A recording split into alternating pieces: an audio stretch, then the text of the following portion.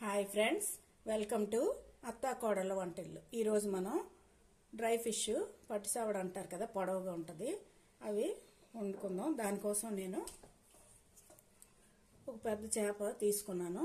ముక్కలుగా కోసుకొని 4-5 సార్లు బాగా కడిగి కొంచెం వేడి నీళ్ళు వేసి పక్కన పెట్టుకోండి. అలాగే ఒక 4 ఆనియన్స్ పెద్ద తీసుకొని ఇలాగా ముక్కలుగా కోసుకోండి. నిలువుగా ఏ నీళ్ళ కోసుకుంటే సరిపోతుంది. ఆయిల్ ఒక 6 నుండి 7 స్పూన్ల వరకు ఆయిల్ వేయండి.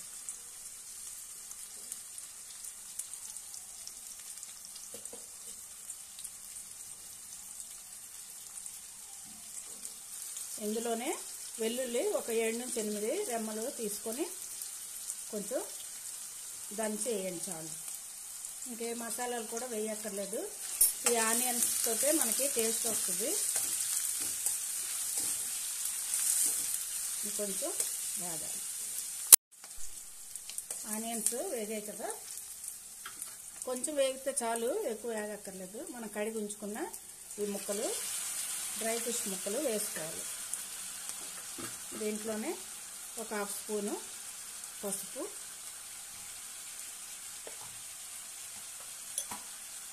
మీ టేస్ట్ తగినంత కారం వేసుకోండి. మనం వేసుకున్న ఆనియన్స్ బట్టి కారం చూసి వేసుకోండి. నేను 2 స్పూన్స్ వేసాను.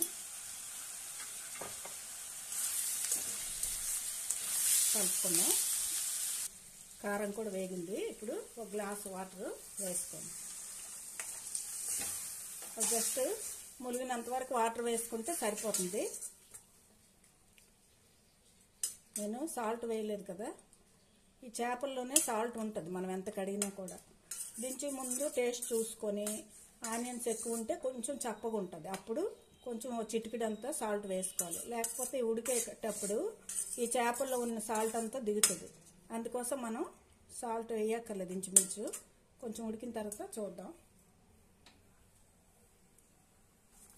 ఇలా వాటర్ వేసి కలిపిన తర్వాత కొంచెం మూత పెట్టుకొని సిమ్లోని మీడియంలో పెట్టుకోండి.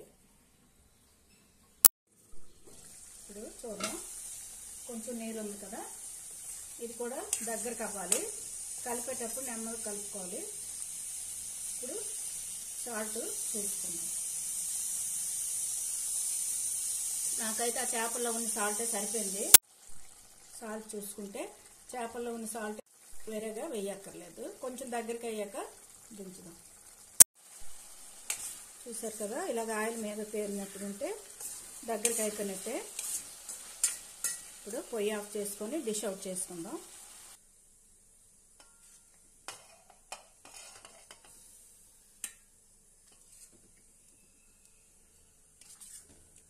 చాలా టేస్ట్గా ఉంటుంది, రైస్లోకి బాగుంటుంది. మీరు కూడా ట్రై చేయండి. ఓకే, ఈ వీడియో నచ్చినట్లయితే షేర్ చేయండి, లైక్ చేయండి. కొత్తగా చూసే వాళ్ళైతే సబ్స్క్రైబ్ చేసుకోండి. Okay, thank you for watching.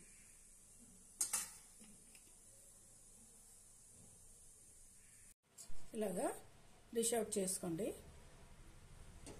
చాలా టేస్ట్గా, చాలా బాగుంటుంది కర్రీ, రైస్లోకి బాగుంటుంది. మీరు కూడా ట్రై చేయండి.